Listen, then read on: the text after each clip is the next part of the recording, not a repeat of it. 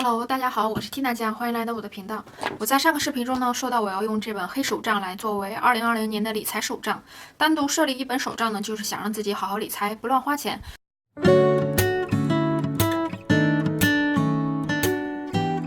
自从来到日本开始独立生活之后呢，面对了一个很大的问题，就是钱。虽然父母呢会给予一定的支持，但自己呢还是想尽最大的努力多赚钱，给家里省点钱。所以呢，上课之余呢会经常打工赚生活费和房租。我记得打工打的最多的一次，好像是一个月赚了1万多块钱。我当时就是想，这1万块钱呢，自己一定可以省下来出去玩，或者是买一些自己特别想买的东西。但真正的把这1万块钱拿到手之后呢，这个想买，那个想买，而这个是期间限定呢，必须要买。所以呢，到了月底之后呢，发现1分钱都没有了。那刚开始的时候呢，自己其实也是有意识的使用一些手机 APP 去记账，比如随手记账、口袋记账，还有微博上特别火的那个记账程式。我自己用的比较多的呢，就是那个圈子记账来记录花费，断断续续的记录了1年多。然而呢，我发现只是用手机去记账的话，根本就没有什么用。只是知道了这个月花了多少钱，在什么地方花钱花的比较多，下个月呢照样还是花钱大手大脚的，依然过着月光族的日子。虽然呢经常听到很多人跟我说理财非常非常重要，但好像自己从来没有真正的意识到理财的重要性，也没有真正的去做些什么。所以呢，前几天呢我就开始看书。我看的第一本书呢就是小狗钱钱，后来呢我又看到日本有一个女生靠记账省钱省出了3栋千万豪宅，她当时才33岁就被誉为日本史上最强的省钱姑娘。所以呢那时候我就慢慢的开始觉得理财手账非常有必要，你只有真实的把自己花的每分钱都记录下来，真实的感受当时花钱的一个心情，知道哪一些是冲动消费，哪一些是非常没有必要的消费，这些呢都是需要慢慢的去发现，去真正的去记录才能发现的事情。接下来呢就跟大家说一下关于我的理财手账的一个设置，可以简单的分为梦想、规划、分配、记录、梳理和复盘6项。第一项梦想呢，我就是写了一个梦想清单，也可以说是一个购物清单。在这里呢，写上自己想买的东西，或者是想去的一个地方，并且呢，写上你需要做这件事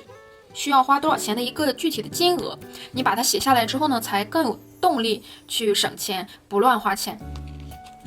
接下来呢，就是规划。那规划呢，就是一个收支的规划。不知道有没有小伙伴像我一样，很多时候就是想买什么的时候呢就买了。我并不是说呢规划就不能随便买东西，规划的价值呢就在于让你使用资金的效率最高。无论呢你用金钱去换取一些必需品、满足感或者是快乐，都是可以通过规划来获得一个比较高的效率。比如我自己呢就是设置每个月呢自己打工的钱加上父母给的钱的10%呢，用来当做自己的零花钱，可以用来买衣服、化妆品或者是一些文具。接下来呢就是分配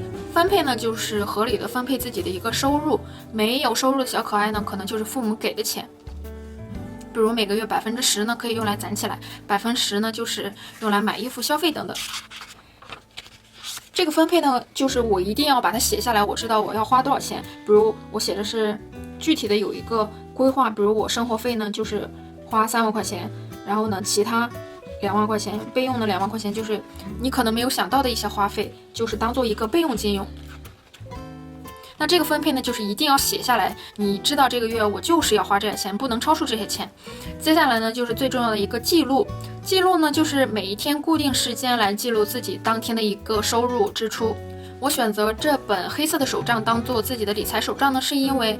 它这个月预览的页面，它每一格都是比较大的，这每一个格子呢就可以来写一个具体的一个项目和金额。为什么要强调每天都去记录呢？因为时间久了，我们往往会忘记那个具体的价格。那没有具体的价格呢，到最后的一个统计了或者分析呢，都无从做起。这也是培养耐心和坚持的一个开始。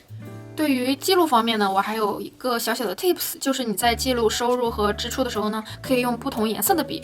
比如我在最前面呢，就是有写到，我每一个项目都是用不同的颜色代表。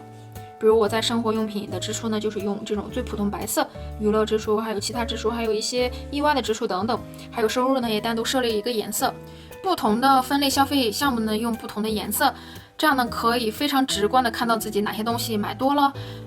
那也是在用色彩来在微妙的帮助自己收支的一个平衡。接下来呢就是一个梳理，梳理呢就是一个统计，在前面的统计呢就是统计每一周花了多少钱，然后最后呢有一个月份的一个总的统计。统计呢分为了一个固定的支出和一个普通的支出。固定的支出呢就是这些支出呢就是不变的项目，比如自己的房租还有水电煤气这些费用，那我就是把它写到一起了。然后这边呢就是月份，每个月的花了多少钱呢就得写在上面，这样呢就是也可以慢慢的看出自己在哪个月份，比如水费花的比较多，或者是哪个月份电费花的比较多，看起来更加直观。这边呢就是一个普通的支出。梳理和统计完之后呢，接下来呢就是复盘。复盘呢，前面这个周复盘呢就是每一周写完你总共花了多少钱之后呢，还有一句话的一个小小的总结。到最后呢，这个月统计之后呢，还有一个月复盘。这月复盘呢，可能就是写在后边，或者是写在下面。那时间久了之后呢，可能还有半年的复盘，还有年复盘。这个呢，大约就是我自己的一个理财手账的一个设置。其实呢，我们期待的呢，从来就不是像会计一样去掌管钱。我觉得可能就是通过梳理，把自己生活经营的井井有条的一个状态。我们喜欢的呢，肯定也不是强制的去坚持，而是顺其自然的一个记录习惯。希望2020年呢，自己能真正的去把这个理财手账坚持下去，不只是金钱数字的一个提升，更重要的呢，是对自己人生有了更多的掌控感，可以和金钱更好的去相处。那今天这个视频的内容呢就到这里，希望对小伙伴们有一点小小的帮助。如果你喜欢这个视频的话，别忘了给我评论、点赞和转发。新来的小伙伴也别忘了关注我。那我们就下支视频再见，拜拜。